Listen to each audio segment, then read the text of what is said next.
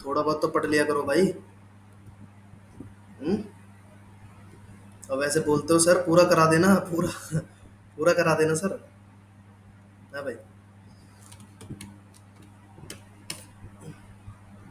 नहीं, इसका तो पासवर्ड ही नहीं पता भाई। इसका क्या पासवर्ड है?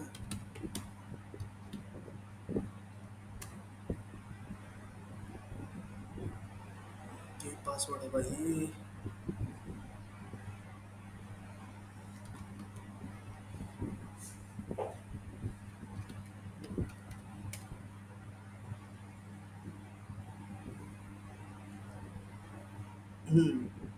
देखो, एपीआई का मतलब क्या होता है पता है आपको? पहले तो ये बताओ, रेस्ट फ्रेमवर्क हम क्यों यूज कर रहे हैं जेंगो का? जब हमें जेंगो मिल रही है तो हम रेस्ट फ्रेमवर्क क्यों यूज कर रहे हैं जेंगो का? क्या बनाने के लिए? क्यों? जेंगो में नहीं बनती एपीआई? जेंगो में नहीं बना सकते एपीआई?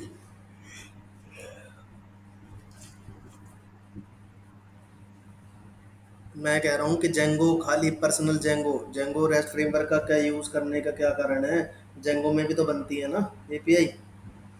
जो मैंने आपको फॉर्म दिखाया था वो भी तो एक एपीआई थी, बना के दे रहा था, बनी बनाई चीजें दे रहा था, ऑथेंटिकेशन है, ऑथराइजेशन, सारी चीजें बनी बनाई हैं उसमें।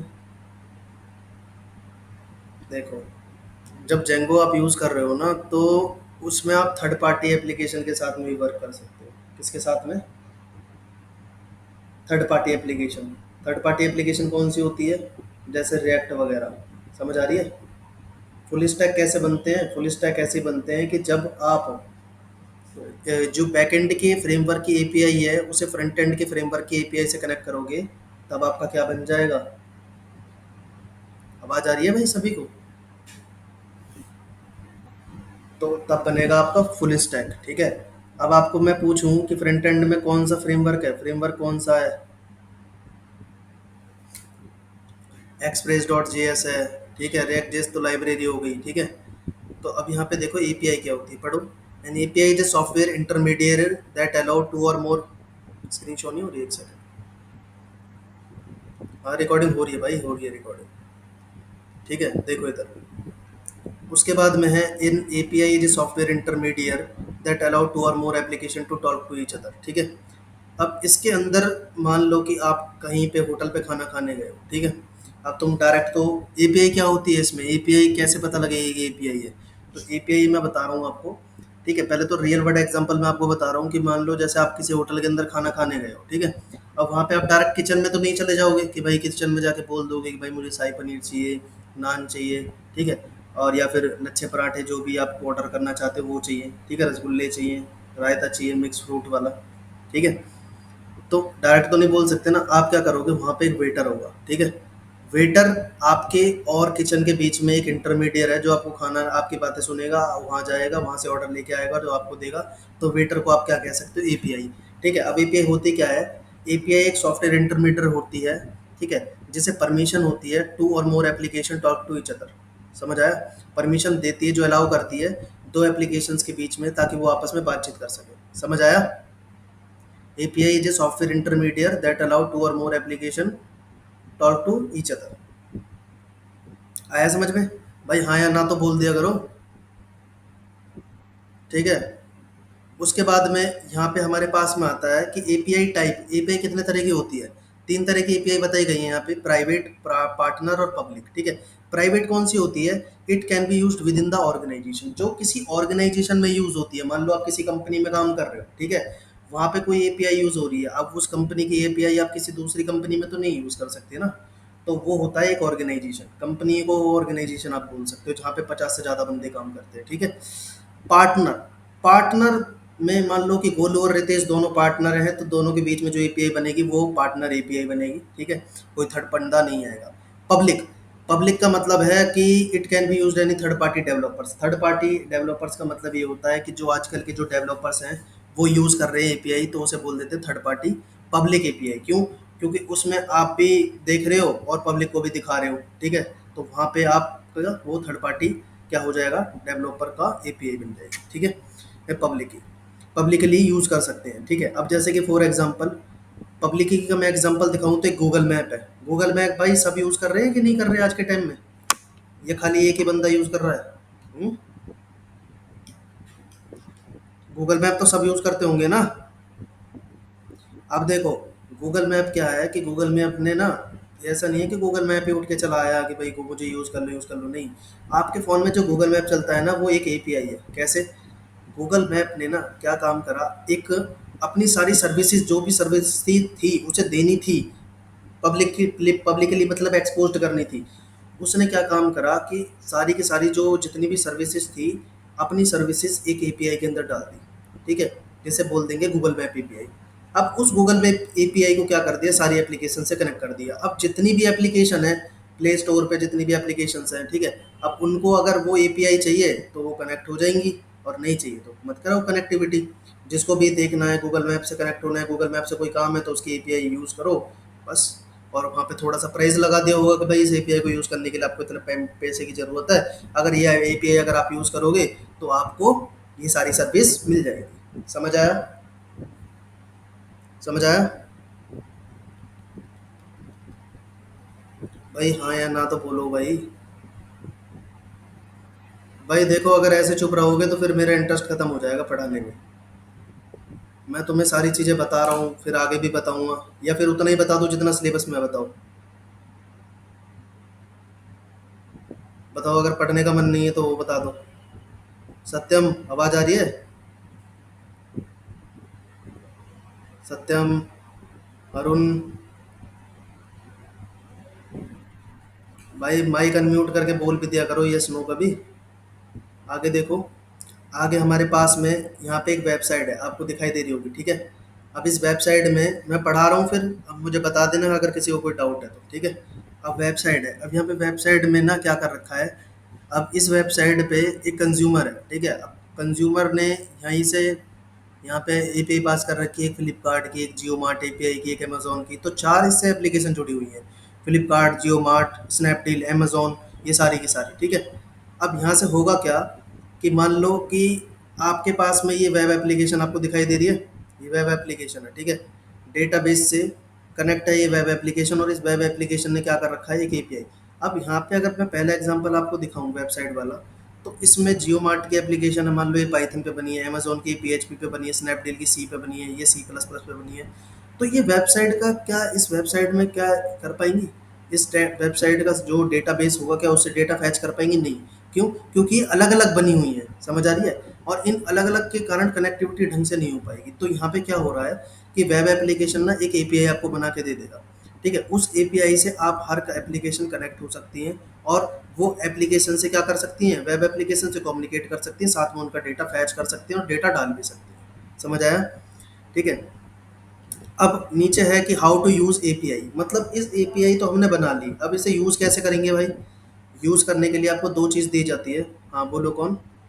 हाँ बोलो, क्या बताना है?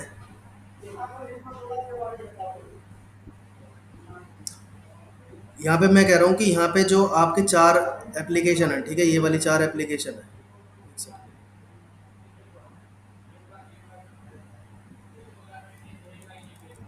ऐड क्यों नहीं हो रहा भाई ये?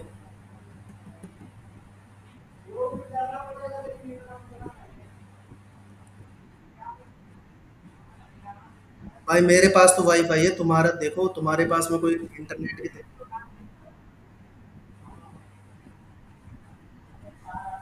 मेरी आवाज़ तो सही आ रही है भाई, मैं तो यहाँ तो बिल्कुल पास में बैठा हूँ, वाईफाई कनेक्ट हो रहा है।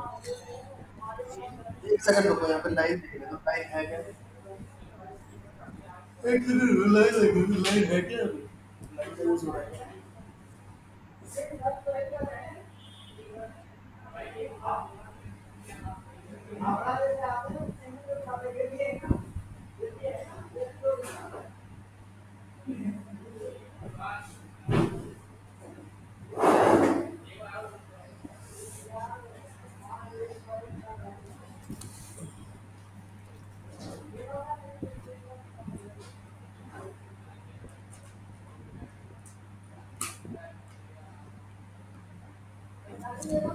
अभी आवाज़ आ रही है मेरी साफ? ठीक है।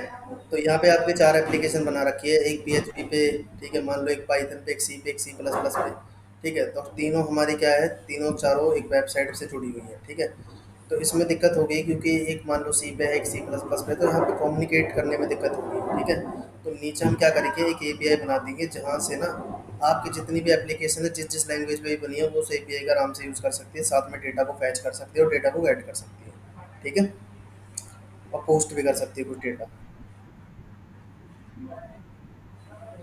क्या चीज़? अभी एपीआई आपका जो भी सारी सर्विसेज, मान लो कोई एप्लीकेशन आप दे रहे हो किसी को, कोई सर्विस देना चाहते हो, ठीक है, तो आप क्या करोगे, एपीआई बना दोगे उस चीज़ की। अगर मान लो कि आपने कोई चीज़ बनाई, ठीक है, आप चाहते हो कि इसको गोलू भी यूज़ कर ले, उसको अरुण भी यूज़ कर ले, उसको कोई और भी यूज़ कर ले, ठीक है, तो आप उसको अपनी जितनी भी जो भी फैसिलिटी देना चाहते हो, उन सर्विसेज को एक एपीआई के रूप में बदल दोगे और उन एपीआई उस एपीआई को ना दे दोगे किसी और को, ताकि वो उन सर्विसेज का यूज़ कर सके। समझ आया? एक सेकंड रुको यार, यहाँ नेटवर्क क्या सही है तो आ रहा है नेटवर्क।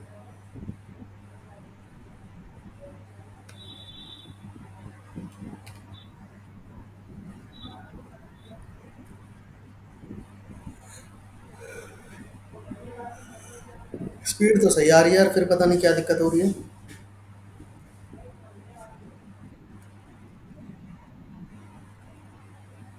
हेलो, आवाज़ आ रही है अभी? ठीक है। तो वो उन एपीआई का आप एक्सपोज कर सकते हो। अब यहाँ पे देखो नीचे, यहाँ पे देखो, यहाँ पे आपके है कि how to use API. API का किस तरीके से यूज़ कर पाओगे, यहाँ पे आपको दिखाई दे रहा होगा एपीआई टोकन। एपीआई टोकन के थ्रू आप एपीआई का यूज़ कर सकते हो, ठीक है। अब हाउ टू यूज़ एपीआई, ठीक है, हाउ टू यूज़ एपीआई। तो एपीआई का कैसे यूज़ कर पाओगे? हाँ। हेलो। हेलो। हेलो। भाई मुझे तो आ रही है, आप अब मेरी आवाज़ नहीं आ रही क्या आपको?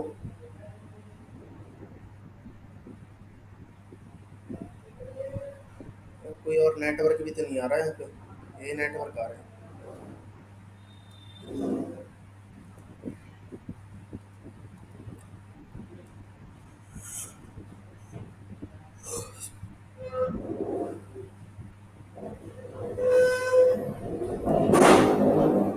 आवाज़ आ रही है अभी साफ?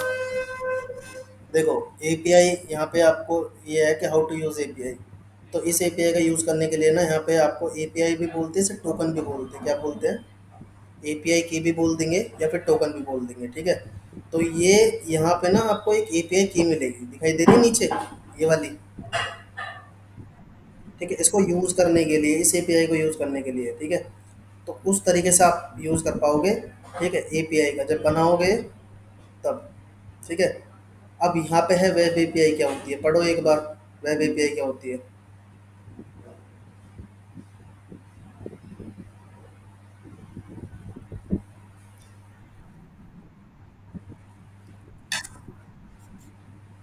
N API which is interface for web. जो एपीआई वेब इंटरफेस का यूज़ करके बनाई जाती है, उसे हम क्या बोलते हैं? वेब एपीआई, ठीक है। इट में कंसिस्ट वन और more and point two define request and response. इसके अंदर एक से ज़्यादा एंड पॉइंट होते हैं जो डिफाइन करते हैं रिक्वेस्ट एंड रिस्पॉन्स, ठीक है। यार एक सेकंड रुकना, मैं अपने फ़ोन का डेटा यूज़ कर, रुको मैं अपने फ़ोन का डेटा यूज़ कर लेता हूँ यार, रुको।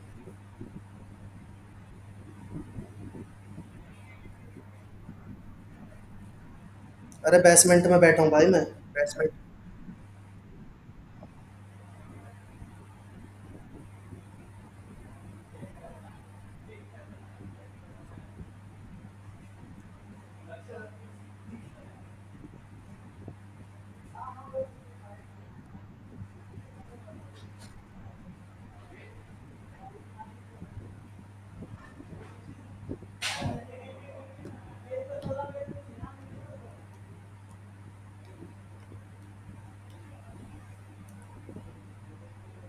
अभी आ रही है देखना साफ आवाज़? ठीक है, अब नहीं जाएगी, अब दिक्कत मत करो, देखो। इट में कंसिस्ट ऑफ वन और मोर एंड पॉइंट, ठीक है, to define request and response. आगे देखो, उसके बाद है how to web API work. तो देखो, वेब एपीआई भी सेम वर्क करती है। आप क्या करते हो, मान लो आपने कोई एप्लीकेशन बना रखी है, ठीक है, वो कम्युनिकेट किससे करेगी, वेब एपीआई से। वेब एपीआई किससे कम्युनिकेट करेगी, वेब एप्लीकेशन से। वेब एप्लीकेशन किससे कम्युनिकेट करेगा, अगर उसने डेटाबेस कनेक्ट कर रखा तो डेटाबेस से डेटा फैच करेगा। सब कुछ अगर सही रहा दोनों के बीच में, तो वेब एप्लीकेशन डेटाबेस से कनेक्ट होगा। कनेक्ट हो तो रखा ही है, ठीक है, तो कम्युनिकेट करेगा, डेटा निकालेगा, डेटा वापस देगा वेब एपीआई को। वेब एपीआई आपका देगा किसको, टोकन वगैरह आपका सब कुछ सही है तो वापस दे देगा। अब देखो नीचे पॉइंट लिखे हुए हैं, client make HTTP request to API. मान लो क्लाइंट ने एचटीटीपी रिक्वेस्ट सेंड करी है एपीआई को, ठीक है। अब API will communicate to web application database. तो एपीआई किससे कम्युनिकेट करेगी, वेब एप्लीकेशन से, ठीक है, डेटाबेस से। Web application database provide required data to API. फिर वेब एप्लीकेशन क्या करेगी, डेटाबेस से डेटा निकाल के वेब एपीआई को दे देगी। और एपीआई रिटर्न टू क्लाइंट। फिर एपीआई किसको रिटर्न कर देगा, किसको रिटर्न कर देगा भाई, क्लाइंट को। और जो डेटा आपका निकलेगा वो जेसन डेटा होगा या एक्सएमएल डेटा होगा, दो ही फॉर्म होगी, या तो जेसन डेटा या फिर एक्सएमएल डेटा। समझ आ रहा है। अब यहाँ पे आपको दिखाई दे रहा है कि इस एपीआई को कैसे यूज़ करेंगे, वेब एपीआई को। Register sign up to API, ठीक है। रजिस्टर और साइन अप दोनों एक ही चीज़ है। पहले तो मैं ये बता देता हूँ, कुछ को कंफ्यूज होगी रजिस्टर क्या होता है, साइन अप। तो भाई आप आईटी में आ चुके हो, ठीक है, रजिस्टर साइन अप पता होना चाहिए, दोनों एक ही चीज़ है। रजिस्टर या साइन अप करोगे एपीआई से, ठीक है। एपीआई में प्रोवाइड एपीआई की टू ऑथेंटिकेशन पर्पस। अगर सब कुछ सही हुआ तो वो आपको एक टोकन दे देगी, जिससे आप क्या कर सकोगे, यूज़ कर पाओगे। Whenever you need to communicate with web server request to API, API की। तो यहाँ पे आपको दिखाई दे रहा होगा, इस तरीके से आप एपीआई की का यूज़ कर सकते हो। तो ये की आपको ऐसे डालनी पड़ेगी, एपीआई की authentication success, API will provide required data. अगर सब कुछ सही रहता है, सक्सेस हो जाती है, तो आपको डेटा प्रोवाइड हो जाएगा, ठीक है। मैंने कितनी तरह की एपीआई आपको बता दी, अभी आपको बताइए एपीआई। अब एपीआई क्या होती है, कोई बताएगा मुझे, एपीआई क्या होती है भाई। हम्म।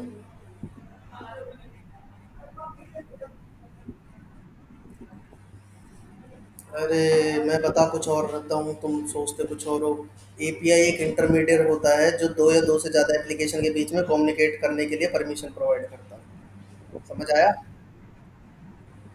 अब दोबारा से आवाज़ ब्रेक हो रही है। हेलो, आवाज़ आ रही है अभी। हेलो, आ रही है आवाज़। हेलो। एक।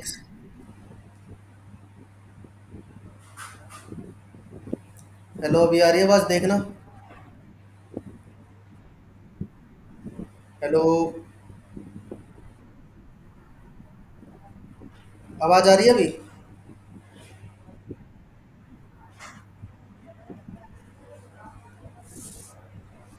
ये समझ आ गया how to use web API. Hmm. Hello. अब यहाँ पे रेस्ट क्या होता है, रेस्ट पढ़ो। रेस्ट क्या होता है, रेस्ट और रेस्ट एपीआई। बताओ, आर्किटेक्चर गाइडलाइन का मतलब क्या होता है। एक डॉक्यूमेंटेशन, एक डॉक्यूमेंटेशन। क्या, एक documentation. It is an architecture guideline to develop web API. ये एक डॉक्यूमेंटेशन की तरह ही मान लो, कि जिसको पढ़ के आप वेब एपीआई का यूज़ कर सकते हो या डेवलप कर सकते हो, ठीक है। It is an architecture guideline to develop web API, ठीक है। आगे है रेस्ट एपीआई। रेस्ट एपीआई क्या होती है, the API which is developed using rest. जो रेस्ट का यूज़ करके एपीआई डेवलप की जाती है उसे रेस्ट एपीआई बोल देते हैं, या फिर रेस्टफुल एपीआई बोल देते हैं। समझ आ गया। और जो वेब का वेब, हाँ दोनों एक ही चीज़ है, दोनों एक ही चीज़ है, वहाँ पे दिखाई नहीं दे रहा, और का मतलब यही तो होता है, रेस्ट एपीआई और रेस्टफुल एपीआई, ठीक है। रेस्ट एपीआई या फिर रेस्टफुल एपीआई आप इसे बोल सकते हो, ठीक है। यहाँ पे भी वही एग्जांपल है जो बताया था, ये रहा क्लाइंट वाला ही एग्जांपल है नीचे, ठीक है। अब यहाँ पे देखो, रेस्ट एपीआई के अंदर यहाँ पे आपको कौन कौन से ऑपरेशन मिल जाते हैं, वही क्रिएट, रीड, अपडेट और डिलीट। क्रिएट में क्या होता है, पोस्ट होता है, पोस्ट में क्रिएटिंग, पोस्टिंग, इंसर्टिंग डेटा, तीनों चीज़ आपको बोल सकते हो। गेट के अंदर reading, getting, retrieving data. Retrieving का मतलब होता है गेट करना, ठीक है। पुट का मतलब होता है, पैच का मतलब होता है अपडेट में दो होते हैं, ठीक है। पुट कंप्लीटली अपडेट करना, मतलब सारी फील्ड अपडेट करना। और पैच का मतलब चार फील्ड है, चार में से एक अपडेट करोगे तो उसे पैच बोल देंगे, ठीक है। डिलीट का मतलब डिलीट करना डेटा को। समझ आया भाई ये सारी चीज़ें?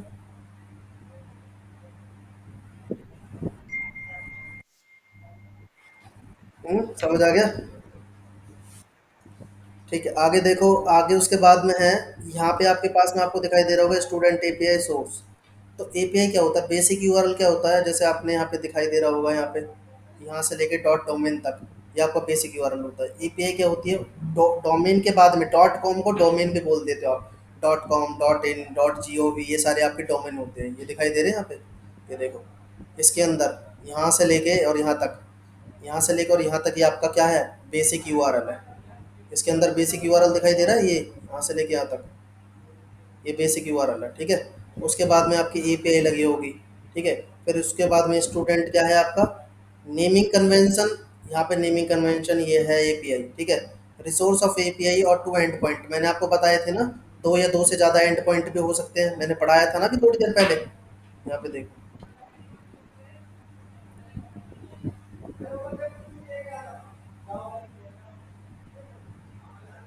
इसे पढ़ो, ये क्या लिखा हुआ है नीचे। इट में consist to or more and point two define request and response, ठीक है। रिक्वेस्ट और रिस्पॉन्स को डिफाइन करने के लिए दो या दो से ज़्यादा एंड पॉइंट भी हो सकते हैं कि एपीआई के अंदर। समझ आ गया एंड पॉइंट क्या होते हैं? हेलो, क्या समझ नहीं आया एंड पॉइंट में? ये दिखाई नहीं दे रहा कलर मैच हो रहा है यहाँ पे, इसी को तो एंड पॉइंट कह सकते हैं। एक और नाम लगा दोगे, स्टूडेंट हो सकता है, कुछ और नाम अगर दे रखा होगा तो एक से ज़्यादा आप एंड पॉइंट बना सकते हो, रिक्वेस्ट और रिस्पॉन्स डिफाइन करने के लिए। जो एंड में होगा एंड पॉइंट बोलेंगे, और यहाँ पे आप दो या दो से ज़्यादा दे सकते हो, ठीक है।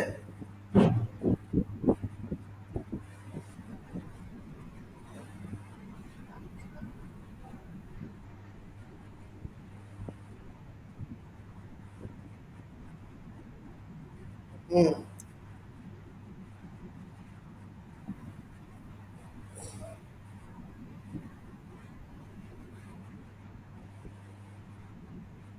मैं सुनाता हूँ, सुनो। देखो, कभी भी तुम अगर मान लो मूवी देखने जा रहे हो, ठीक है, मूवी की तुमने टिकट ले ली, अंदर जाने से पहले करता है ना कोई, चेक करता है नहीं करता? करता है ना। तो वो आप क्या है, आपके पास में जो टोकन है वो चेक कर रहा है कि सही है या नहीं है। अगर सब कुछ सही रहता है तो आप मूवी देख पाते हो कि नहीं देख पाते? ठीक है, बाद में वो ये भी चेक करता है कि तुमने जो सीट मांगी थी तुम उसी सीट पे बैठे हो या नहीं बैठे। आ रहा है समझ?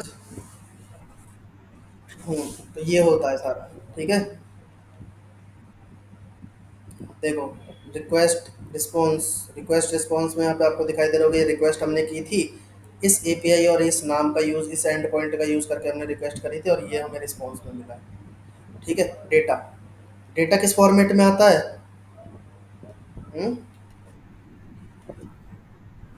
एक्सएमएल फॉर्मेट में, ठीक है। गुड। इस रिक्वेस्ट रिस्पॉन्स, तो यहाँ पे आपको दिखाई दे रहा होगा कि हमने क्या करा है, स्टूडेंट के पीछे वन लिखा है। वन लिखा है तो जिसकी आईडी एक होगी वो उसका डेटा आपको मिल जाएगा, ठीक है।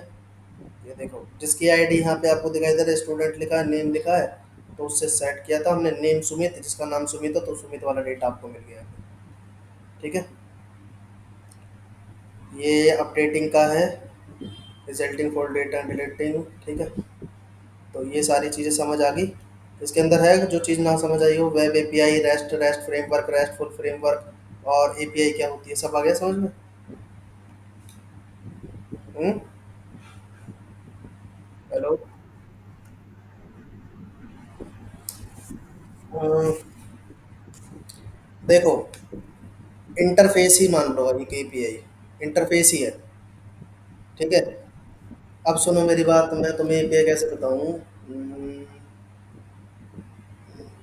अच्छा सुनो, डोमिनोज देखा, डोमिनोज? अब एक बात बताओ, तुम्हें कैसे, मान लो मैं कोई दुकान खोल रहा हूँ, ठीक है। दुकान खोल रहा हूँ डोमिनोज की, तो मुझे क्या चाहिए होगा उसकी दुकान खोलने के लिए? आईडी की बात कर रहा हूँ मैं, अभी मत बोलना कि सर सारा सामान चाहिए वहाँ पे। लाइसेंस, गुड, क्या चाहिए होगा? लाइसेंस, और वो भी किसका चाहिए होगा? डोमिनोज का। ठीक है। तो डोमिनोज अपना क्या करेगा, तुम्हारे को परमिशन देगा कि तुम, मेरा जो डोमिनोज का बैच दिखाई देता है स्क्वायर का, जो उसके ऊपर बोर्ड पे लगा रहता है, ठीक है, तो वो तुम्हें परमिशन देगा कि आप उस बैच का यूज़ कर सकते हो। ठीक है, आपका लाइसेंस बन जाएगा। तो इसके इस तरीके से क्या कर रखी है उसने, एक एपीआई बना रखी है, और वो तुम्हें सर्व कर रखी है। ये मैं तुम्हें रियल वर्ल्ड का एग्जांपल दे रहा हूँ, कोडिंग का नहीं दे रहा। ठीक है, कि उसको जो भी लगाएगा तो वो भाई डोमिनोज कहलाएगा, कि हमने तो डोमिनोज से पिज़्ज़ा लिया है, क्योंकि डोमिनोज की छाप क्या होती है, वही चार बॉक्स होते हैं, देखे गए होंगे लूडो वाले। आया समझ में? ठीक है, तो ये एक एपीआई होती है। दूसरी एपीआई मैं अभी आपको बना के दिखाऊंगा क्या एपीआई होती है। ठीक है, इसके अंदर बना के दिखा दूंगा, तब आपको पता लग जाएगा क्या है एपीआई। ठीक है। अब एक बात बताओ, जब मैं तुम्हें मॉडल फॉर्म पढ़ाया तुमने? हेलो? हेलो? आवाज़ नहीं आ रही क्या? हेलो?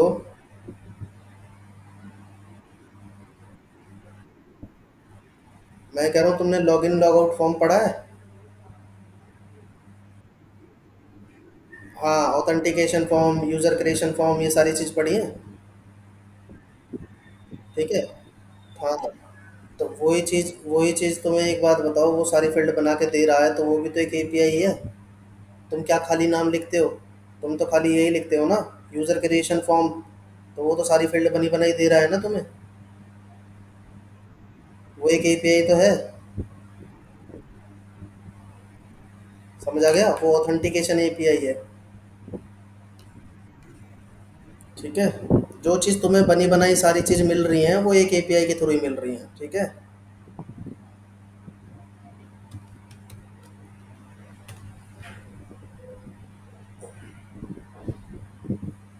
पढ़ो इसे, क्या होता है जेंगो रेस्ट फ्रेमवर्क।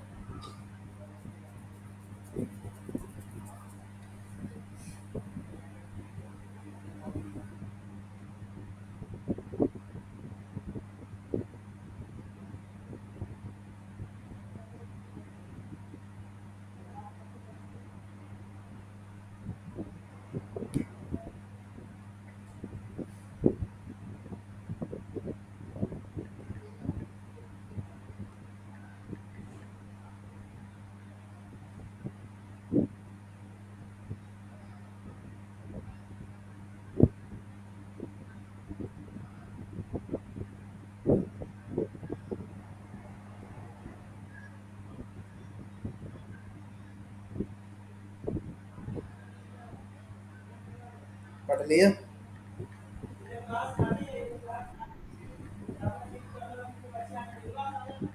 क्या होती है बताओ?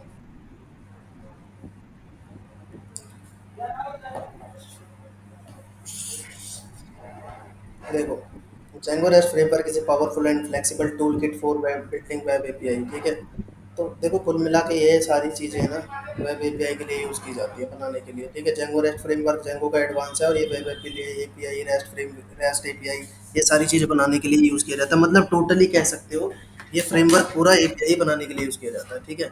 अब यहाँ पे है ऑथेंटिकेट वेब और browser API has huge usability win for your developers. ठीक है। Authentication policies including packages for auth 1 and auth 2। ठीक है। ऑथेंटिकेशन जो पॉलिसीज है ना, वो पैकेजेस इंक्लूडिंग, उसके अंदर इंक्लूड होते हैं पैकेजेस जिनका नाम क्या है, ओ ऑथ 1 और ओ auth 2। serialization that support for both ORM and non ORM data sources। अब देखो यहाँ पे एक जेंगो का क्या पकड़ा गया, जेंगो खाली ORM पे बेस्ड है। किस पे बेस्ड है? ORM। ORM क्या होता है पता है?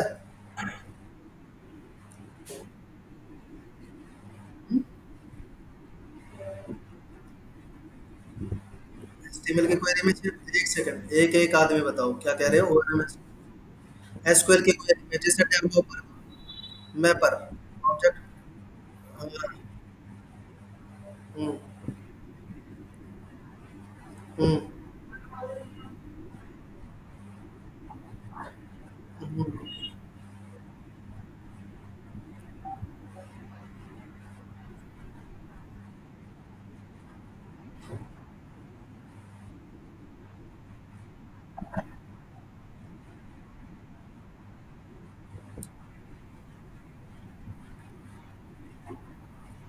और क्या करता है ओआरएम? ये काम करता है बस।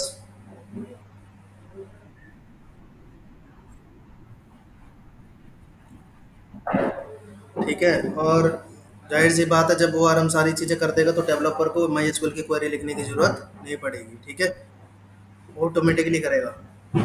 Customizable all the way down, just use regular function based view if you don't need the more powerful features। ठीक है, तो यहाँ पे कह रहा है customizable all the way down, हर तरीके से कस्टमाइज कर सकते हो, just use regular based view. Regular based view अभी आप यूज करते होंगे, if you don't need the more powerful features. ठीक है, और आपको ज़रूरत नहीं है मोर पावरफुल फीचर्स की इसके अंदर। ठीक है, extensive documentation, great community support, used and trusted by internationally recognized company include Mozilla, Red Hat, Heroku, ठीक है, एंड इवेंट ब्राइट। ये सारी कंपनीज इन्हें क्या करती हैं, इंटरनली कह रहा है ना, ट्रस्टेड है, बनाई गई है तो ट्रस्ट होगा भाई। ठीक है, यूज़ कर रही होंगी तो। रिक्वायरमेंट क्या है, पाइथन जेंगो। ठीक है, फॉलोइंग पैकेज आर ऑप्शनल, इसके अंदर आपको मिल जाते हैं ये सारी चीज़ें, जेंगो फिल्टर, ये सारी चीज़ें। ठीक है, आगे हाउ टू इंस्टॉल डीआरएफ। तो डीआरएफ को इंस्टॉल कैसे किया जाता है, पिप इंस्टॉल जेंगो रेस्ट फ्रेमवर्क, ये आपको लिखना है। ठीक है, उसके बाद में जैसे आप ऐप, किसी ऐप को setting dot P Y file में क्या करवाते थे, रजिस्टर करवाते थे, तो सेम आपको लिखना है। जब आप इंस्टॉल करोगे तो ये मत सोचना कि रेस्ट फ्रेमवर्क लिख के इंस्टॉल करूँ। जब इंस्टॉल करोगे तो आपको लिखना पड़ेगा जेंगो रेस्ट फ्रेमवर्क, लेकिन जब रजिस्टर करवाओगे तब आपको रेस्ट अंडरस्कोर फ्रेमवर्क लिखना पड़ेगा। ठीक है, बीच में अंडरस्कोर डालना पड़ेगा। ठीक है, और यहाँ पे वर्जन चेक कर सकते हो, देखो पाइथन का, जेंगो का। ठीक है, और पिप इंस्टॉल जेंगो रेस्ट फ्रेमवर्क का, पिप शो जेंगो रेस्ट फ्रेमवर्क, तो आपको वर्जन दिखाई देगा नीचे। ठीक है, ये सारा काम कर लिया, कर लोगे, उसके बाद में फिर आपके पास में टॉपिक आ जाएगा सीरियलाइजेशन का।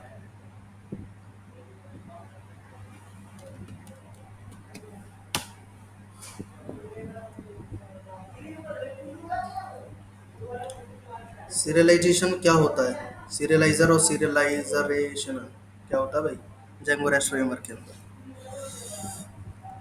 हम्म, बताएगा कोई? सीरियलाइजेशन देखो क्या होता है। हम्म।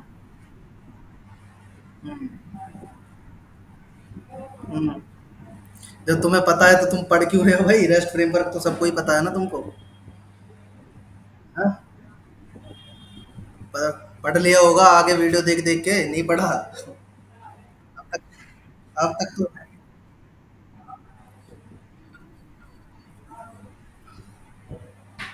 पाइथन में कॉन्सेप्ट है सीरियलाइजेशन का।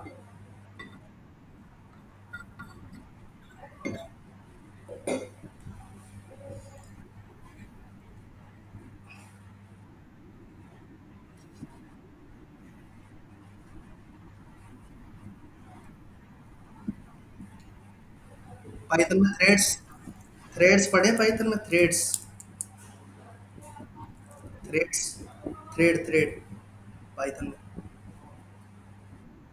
हम्म, तो कहाँ डिटेल, थ्रेड नहीं पढ़े तो क्या डिटेल में पढ़ा, चलो कोई बात नहीं, आगे देखो। पाइथन जेसन, पाइथन जेसन यहाँ पे है कि Python has a built in packages called JSON which is use to work with JSON data. ठीक है, पाइथन के अंदर एक पैकेजेस है जिसका नाम है जेसन। ठीक है, और वो यूज़ किया जाता है जेसन डेटा के साथ में काम करने के लिए। ठीक है, एक है डंप्स, एक मेथड है जेसन, एक है डंप्स। डंप्स में क्या होता है, this is use to convert Python object into JSON string. अब इसमें क्या काम करता है, पाइथन ऑब्जेक्ट का मतलब ये लगा लो कि पाइथन डेटा को जेसन डेटा में, जेसन डेटा में कन्वर्ट करने के लिए डंप्स का हम यूज़ करते हैं। और to use JSON packages first we have to import it. अगर आपको जेसन के साथ में काम करना है तो पहले उसे इंपोर्ट करना पड़ेगा, ठीक है। अब आपको यहाँ पे दिखाई दे रहा होगा कि पाइथन डेटा हमारा किसने है, डिक्शनरी में है। दिखाई दे रहा है, डिक्शनरी ऐसी बनती है कि कीज एक वैल्यूज, एक कीज एक वैल्यूज, ठीक है। अच्छा एक बात बताओ, जेसन में और डिक्शनरी में क्या डिफरेंस है, पता है किसी को? जेसन में और डिक्शनरी में क्या डिफरेंस है?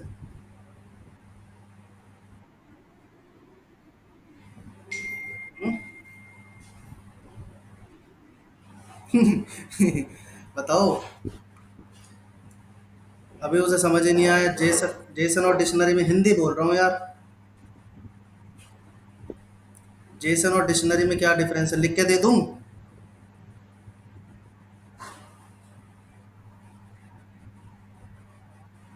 अच्छा, और जेसन में खाली वैल्यू वैल्यू होती है?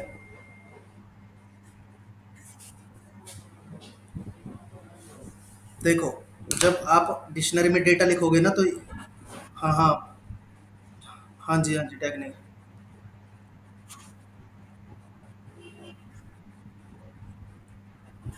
हम्म। हम्म, बहुत बढ़िया, बहुत बढ़िया, बहुत बहुत बढ़िया। हाँ, अरुण पढ़ता है थोड़ा बारीकी से चीज़ों को। देखो, अरुण ने बहुत सही बात बोली है कि जो पाइथन के अंदर जो डेटा होता है ना वो सिंगल इन्वर्टेड कोमा में है, और जो जेसन में डेटा होता है आपको नीचे दिखाई दे रहा होगा, डबल इन्वर्टेड कोमा दिखाई दे रहे हैं, डबल क्वाट्स, ठीक है। तो वीडियो देखो अरुण की तरह, ठीक है, खाली देखने से नहीं होगा। अरे मैं, कोई बात नहीं, अच्छी बात है, देखो पढ़ लो कहीं से भी, पढ़ो कहीं से भी, लेकिन डिटेल में जैसे अरुण पढ़ रहा है वैसे पढ़ो, ठीक है। आगे देखो, आगे यहाँ पे आपका क्या हो रहा है कि पाइथन डेटा जेसन डेटा में कन्वर्ट हो रहा है, कैसे, यहाँ पे आपको दिखाई दे रहा होगा जेसन डॉट डम्प्स, ठीक है। तो जब भी हम पाइथन डेटा को जेसन डेटा में कन्वर्ट करते हैं तो हम डम्प्स का यूज करते हैं, बस इतना याद रखो, ठीक है। आगे देखो, आगे उसके बाद है load. This is use to pass JSON string, ठीक है। अब यहाँ पे क्या कर रहे हैं, अब एक चीज और ध्यान से सुनना भाई, कि यहाँ पे तो हम डंप्स कर रहे हैं, मतलब डंप्स का मतलब क्या होता है, ये मतलब कन्वर्ट करना, ठीक है। और यहाँ पे नीचे आपको दिखाई दे रहा है पार्स, पार्स का मतलब क्या होता है अरुण?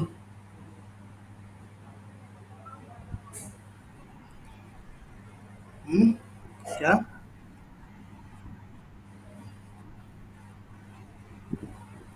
देखो, जब आप पाइथन डेटा को जेसन डेटा में कन्वर्ट करोगे तो वहाँ पे कन्वर्ट बोल रहे हैं, डायरेक्ट डायरेक्ट, ठीक है। लेकिन यहाँ पे आप पार्स का नाम यूज़ कर रहे हो, किसका? Parse.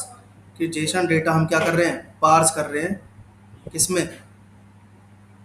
Parse JSON data into Python data, ठीक है। बस ये कह सकते हो, पार्स, पार्स का यूज कर रहे हैं।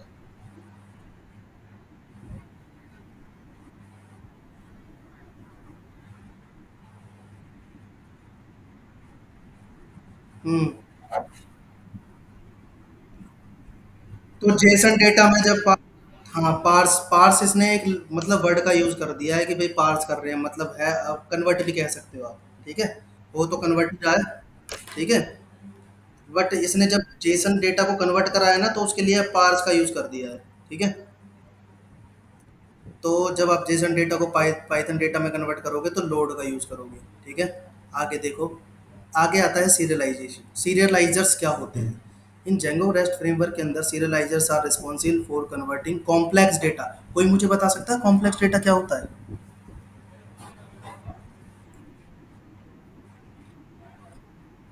अच्छा,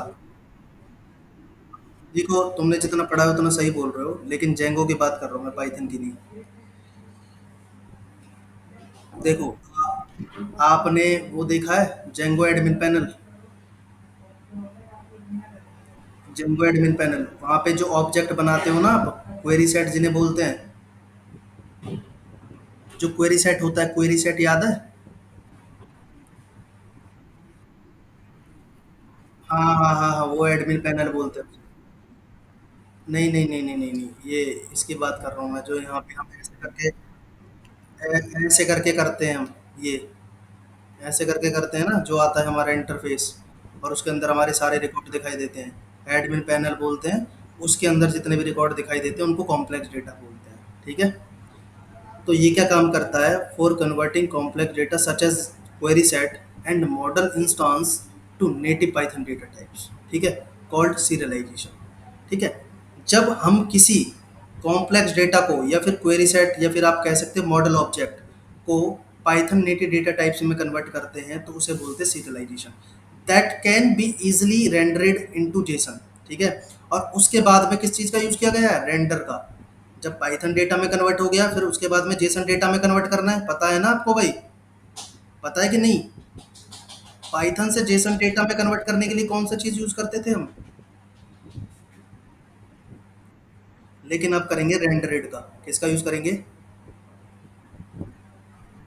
रेंडरेड। सीरियलाइजेशन के अंदर हम यूज़ करेंगे that can be easily rendered into JSON XML और other types which can be understandable by front end, ठीक है। तो यहाँ पे कह रहा है कि जो एक्सएमएल है और दूसरे तरह की जो टाइप्स ऑफ डॉक्यूमेंट है which is understandable for by front end, तो ठीक है। और अदर तरीके जो हैं हम उनको फ्रंट एंड से भी कर सकते हैं, ठीक है। आगे है कि सीरियलाइजर्स,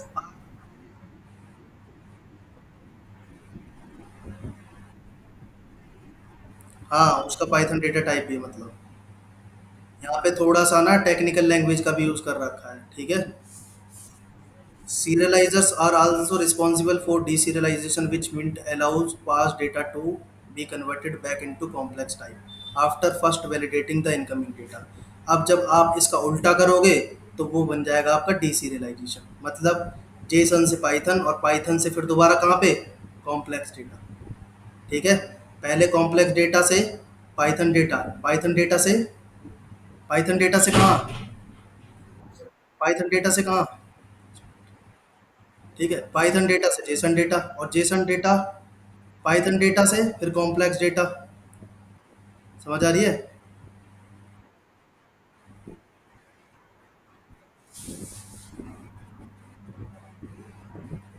नहीं, पाइथन में पहले, ऊपर लिखा तो हुआ है, यहाँ पे पढ़ो ना। Complex data such as query set and object instance to native Python data types, ठीक है। उसके बाद में कॉल्ड सीरियलाइजेशन, उस प्रोसेस को सीरियलाइजेशन कहते हैं। और उसके बाद में फिर हम रेंडरेट करते हैं उस डेटा को जेसन में, ठीक है, और अदर टाइप्स एक्सएमएल या फिर अदर टाइप्स ऑफ डॉक्यूमेंट में। हम्म, आया समझ में? ठीक है, अब देखो यहाँ पे सीरियलाइजर्स क्लास क्या होती है। ये serializers class is very similar to Django form. देखो कितनी अच्छी बात कही है इसने, कि जो सीरियलाइजर जो क्लास होती है ना, बिल्कुल जेंगो फॉर्म और जेंगो मॉडल फॉर्म, अब ये मत बोलना सर ये नहीं पढ़े, एक बार बता दो, ठीक है। इनके सिमिलर होती है, ठीक है। जैसे आप जेंगो में फॉर्म बनाते थे ना, याद है, भूल गए मॉडल फॉर्म्स वगैरह, वैसे यहाँ पे फॉर्म्स डॉट पी वाई की जगह serialisers dot P Y file बनती है, ठीक है। And includes similar validation flags on the various field such as required max min default, ठीक है। TRF provide a serializer class which gives a powerful generic way to control the output of your responsive responses as well as model serializers, ठीक है। इसके अंदर serializers भी होता है और एक model serializers भी होता है class, which provide a useful shortcut for creating serializers that deal with model instance and query set, ठीक है। अब यहाँ पे दिखाई दे रहा है ये आपको, हाउ टू क्रिएट सीरियलाइजर्स क्लास, ये देखो दिखाई दे रहा है, ये इस तरीके से बनती है, ठीक है। उसके बाद में यहाँ पे जो जेसन डेटा, ये देखो दिखाई दे रहा है,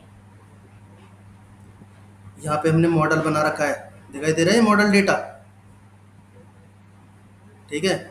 उसके बाद में नीचे जाओगे, अब देखो सबसे पहले कॉम्प्लेक्स डेटा को सीरियलाइजर्स के थ्रू किस में कन्वर्ट किया, हम्म,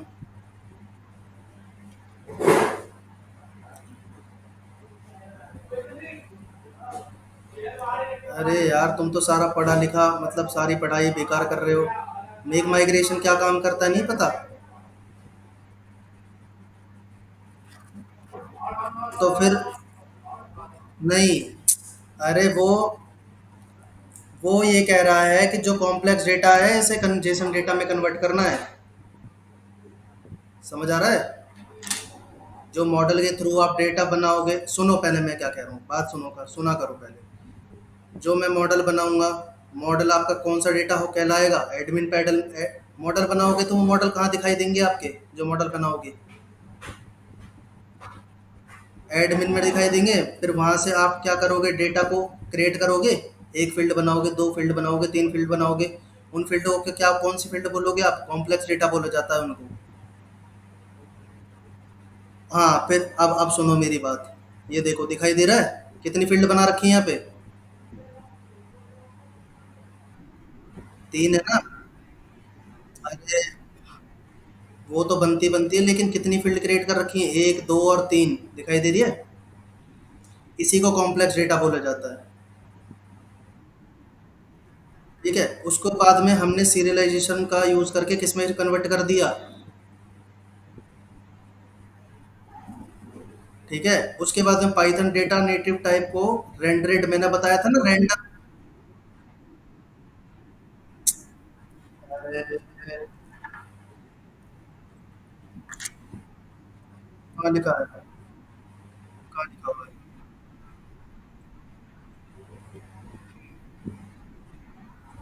वो सुनो मेरी बात, सुनो सुनो सुनो सुनो सुनो, उसे कहा, उसे देखो क्या क्या रखा है। वो ये कह रखा है कि जब ये प्रोसेस आप करोगे ना, तो उसे सीरियलाइजेशन करेंगे। मतलब कॉम्प्लेक्स डेटा को पाइथन डेटा टाइप में कन्वर्ट करोगे तब सीरियलाइजेशन बनेगा। ठीक है, तो हाँ, तो कह तो रहे हैं कि पाइथन डेटा टाइप को जब नेटिव डेटा टाइप में चेंज करोगे किसके थ्रू, तो वो क्या बनेगा, सीरियलाइजेशन ही तो बनेगा, वही तो बता रहा हूँ।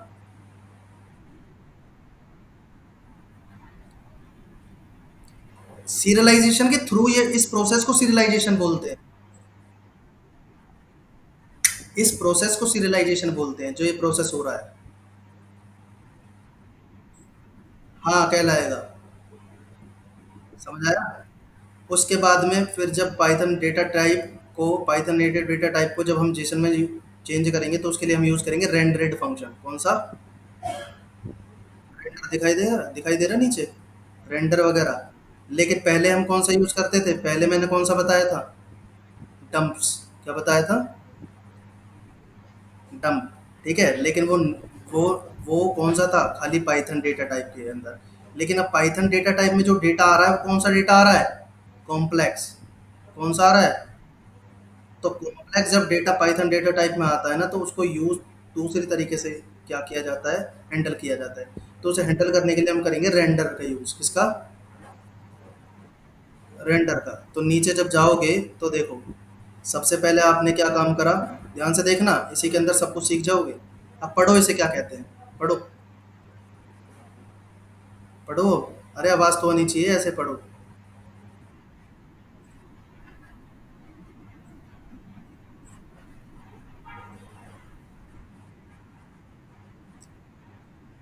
समझ आ गया, समझ आ गया अब। ठीक है, हाँ, उसको क्या बोलते हैं, सीरियलाइजेशन, डीआरएफ के अंदर। अब देखो, आपने एक मॉडल बनाया, क्या बनाया, मॉडल बनाया, उसमें आपने क्वेरी लिखी कि उस मॉडल से मुझे गेट करना है एक आईडी। ठीक है, तो यहाँ पे converting model instant test tube Python dictionary serializers object, तो इस तरीके से कर रखी है कन्वर्ट। ठीक है, ये दिखाऊंगा मैं आपको। जब आप एक जब आप एक लिखोगे ना, एक आईडी मतलब एक रिकॉर्ड गेट कर रहे हो, तो वहाँ पे आपको लिखने की कुछ ज़रूरत नहीं है इसके अंदर, सीरियलाइजेशन के अंदर। लेकिन जब आप मल्टीपल रिकॉर्ड गेट कर रहे हो ना, ऑल से तो सारे रिकॉर्ड आएंगे ना, तो वहाँ पे आपको क्या लगाना है, many is equal to true. क्यों ऐसा, क्यों ऐसा, इसीलिए कि जब एक रिकॉर्ड आता है ना, तो वहाँ पे क्या होता है कि पाइथन डिक्शनरी सीरियलाइजेशन ऑब्जेक्ट होता है। ठीक है, और जब बहुत सारा डेटा आता है, तो देखो ये क्या लिख रखा है, query set S T list of Python dictionary.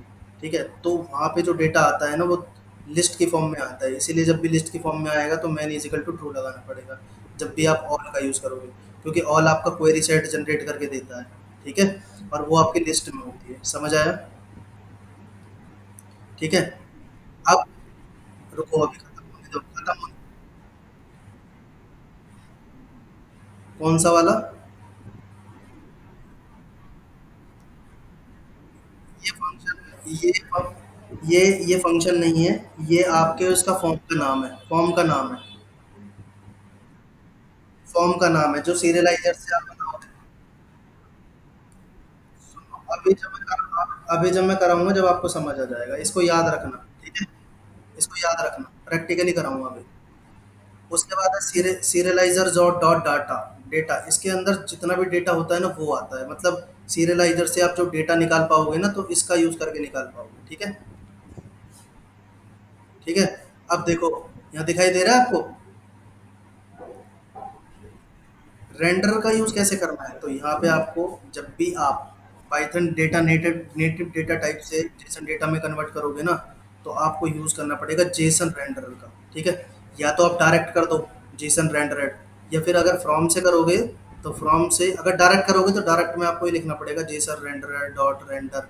और अगर डायरेक्ट करोगे मतलब वैसे करोगे तो यहाँ पे आपको लिखना पड़ेगा rest rest framework dot renderers import JSON render. ठीक है। और फिर आप यहाँ पे यूज कर पाओगे जेसन रेंडर का। तो Jason render dot render, render लगाना है, रेंडर ई आर, उसके बाद में डॉट रेंडर, उसके बाद में सीरियलाइजर डॉट डेटा के अंदर कौन सा डेटा होगा, यहाँ पे पढ़ो कौन सा डेटा होगा। सीरियलाइजर डॉट डेटा के अंदर कौन सा डेटा होगा बताओ भाई।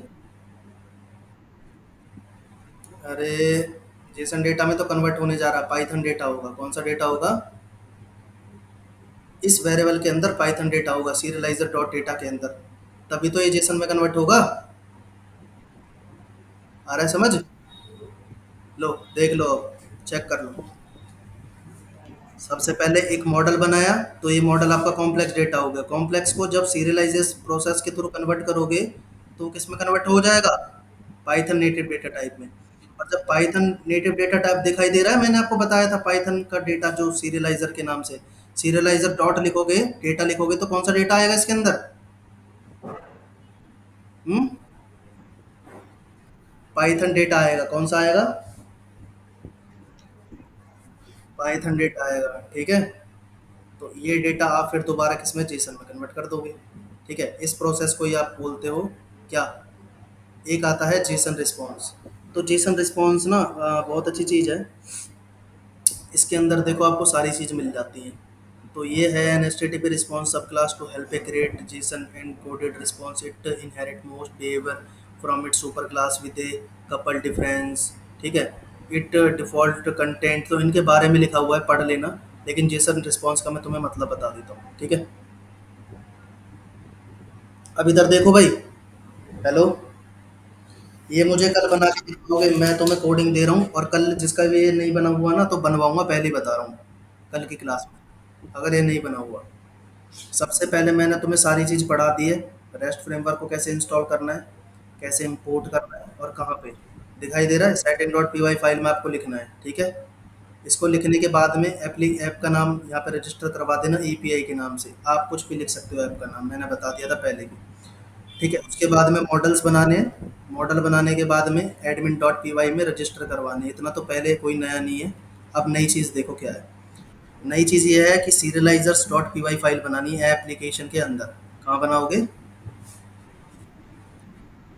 अंदर।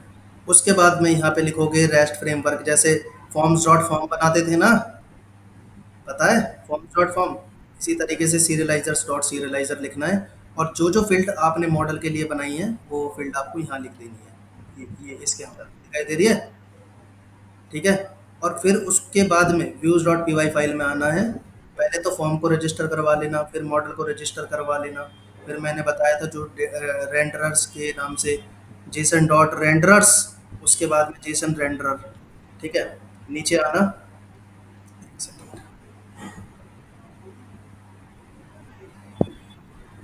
कहाँ चला गया, बैक हो गया क्या। ठीक है। उसके बाद में देखो, यहाँ पे आपके पास में कॉम्प्लेक्स डेटा है, कॉम्प्लेक्स डेटा से सबसे पहले वो पाइथन डेटा टाइप में कन्वर्ट करा, पाइथन से फिर जेसन डेटा टाइप में कन्वर्ट करा। और जेसन में जब करोगे ना, तो मैंने आपको बताया था रिटर्न और S T T P response यहाँ पे लिखा हुआ है। ठीक है। तो रेंडर का यूज़ नहीं करोगे क्योंकि आप कोई एच टी एम एल की फाइल रेंडर नहीं कर रहे। आप क्या कर रहे हो, कंटेंट टाइप क्या है, जेसन। कंटेंट टाइप क्या है, जेसन। ठीक है। तो यहाँ पे आप H T T P response लिखोगे, और वो रिस्पॉन्स कहाँ जाएगा, यहाँ पे। ठीक है। ये रिस्पॉन्स आपका चला गया, मतलब इस पे इस फंक्शन के यूआरएल पे जाएगा। ठीक है। अब यहाँ पे एक लाइन लिखी है रिस्पॉन्स की, जो मैं अभी तुम्हें पढ़ के बता रहा था। एचटीटीपी रिस्पॉन्स और जेसन रिस्पॉन्स। ठीक है, एचटीटीपी रिस्पॉन्स का तो मतलब पहले ही आप जान चुके होंगे। एचटीटीपी रिस्पॉन्स किसके लिए यूज किया जाता है भाई? स्ट्रिंग के लिए। किसके लिए? स्ट्रिंग या जेसन डेटा के लिए, या जेसन डेटा के लिए। ठीक है। अब मैंने यहाँ पे बताया कि जो जेसन रिस्पॉन्स है वो क्या काम करता है पता है? जेसन रिस्पॉन्स से ना आपको ये रेंडर वाली लाइन लिखने की जरूरत नहीं है। देखो यहाँ पे ना तो आपको ये ये दिखाई दे रहा है, अभी तो लिखा हुआ है। ठीक है, पढ़ो इसे। ये लाइन वन मॉडल इंस्टेंस के लिए लगाई गई है। ठीक है, मतलब एक मॉडल इंस्टेंस के लिए, एक मॉडल ऑब्जेक्ट के लिए लगाई गई ये लाइन। ठीक है, कौन सी वाली? एक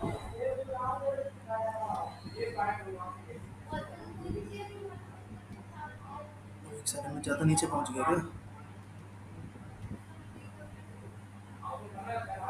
देखो ये आईडी एक है, आईडी एक है तो एक ही मॉडल आएगा। इसके लिए यहाँ पे एक लाइन लगा रखी है नीचे कि भाई ये इस तरीके से। ठीक है, सीरियलाइज डॉट डेटा। लेकिन जब बहुत सारा डेटा आएगा तो बहुत सारे में यहाँ पे आपको दिखाई दे रहा ऑल लगा रखा है, दे रहा नीचे दिखाई, वहाँ पे गेट लगा रखा था, यहाँ ऑल लगा रखा है। तो ऑल के अंदर यहाँ पे आपको many is equal to true करना है, नहीं तो आपका डेटा नहीं दिखाई देगा। ठीक है, उसके बाद में है दिस लाइन रिप्लेस सीरियलाइजर और जेसन डेटा लाइन कोड। ये लाइन क्वेरी सेट के लिए लगाई हुई है। ठीक है, क्वेरी सेट के लिए क्या? क्वेरी सेट के लिए क्या चीज़? सीरियलाइजर और Jason data, Jason underscore data. ये जो लाइन है ना एच टी पी रिस्पॉन्स की, जो मैंने अभी आपको बताई थी, ये एक एच टी पी रिस्पॉन्स एक जेसन रिस्पॉन्स की। तो यहाँ पे जेसन रिस्पॉन्स लिखना है, serialiser dot data safe equal to false. ठीक है, इससे क्या होगा कि दो लाइन आपके रिप्लेस हो जाएंगे, मतलब दो कोड रिप्लेस हो जाएंगे, एक तो एच टी पी रिस्पॉन्स वाले और एक जेसन रैंडम वाले, ये वाले। ठीक है, सिर्फ आपको क्या करना है, सीरियलाइजर डॉट डेटा इसके अंदर ला के डाल देना है बस। तो ये दोनों लाइन आपको लिखने की ज़रूरत नहीं है ऊपर वाली। तो ये लिखा हुआ है कि ये लाइन रिप्लेस कर रही है सीरियलाइजर को और किसको? जेसन डेटा को। ठीक है, उसके बाद है यहाँ पे कि ये लाइन क्वेरी सेट के लिए लिखी हुई है, लेकिन ये लाइन आपकी क्वेरी सेट के लिए ही है। अगर एक डेटा आएगा तो उसके लिए नहीं है ये लाइन। ठीक है, safe equal to false, safe physical to false आपको लिखना पड़ेगा। ठीक है, क्योंकि आपके पास में क्वेरी सेट आ रही है। ठीक है भाई, यूआरएल के अंदर जाओगे तो यूआरएल तो बनाना पड़ेगा, पता है। आज के लिए इतना ही बहुत है। एक सेकंड होल्ड करना।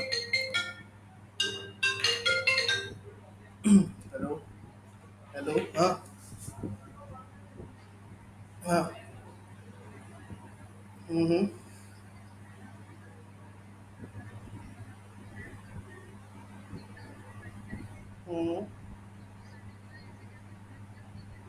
हम्म, हम्म,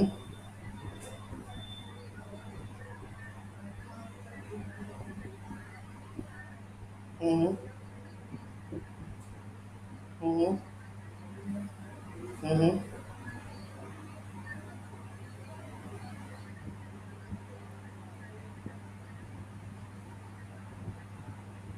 तो फिर तो फिर 10-15 दिन तक तुम प्रैक्टिस ही करती रहोगी?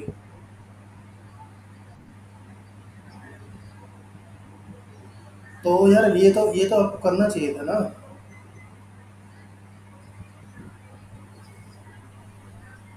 हम्म।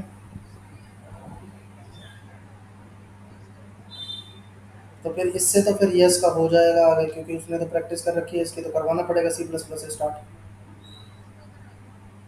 ठीक है, तो कोई टेंशन नहीं है, मैं उसका करा दूंगा। ठीक है। ठीक है, फिर उसका जल्दी खत्म हो जाएगा, फिर वो आना ही बंद कर दिया करेगा। ठीक है, तो कोई टेंशन नहीं है। ठीक। हाँ हाँ, मैं ही सिखाऊंगा। हम्म,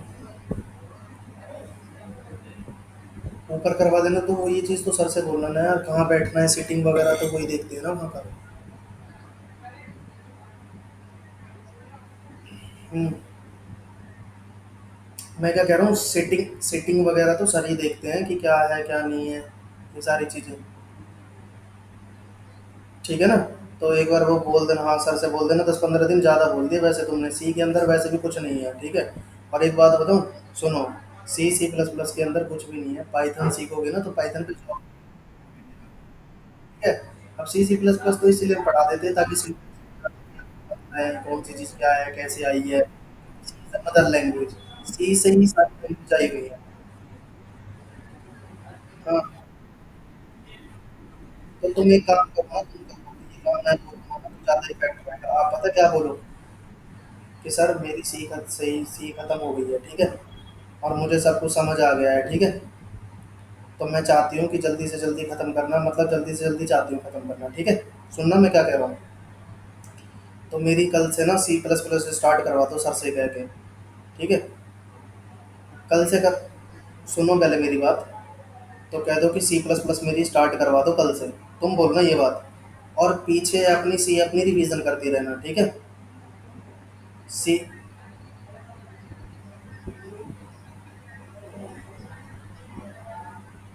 हाँ, 1 घंटे बाद क्लास ले लिया करो, और उस क्लास की रिवीजन तो अपने रात को कर लिया करना,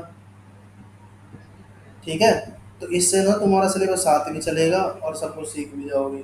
लेकिन अब जैसे तुम चाहो वैसे कर सकते हो भाई, ठीक है।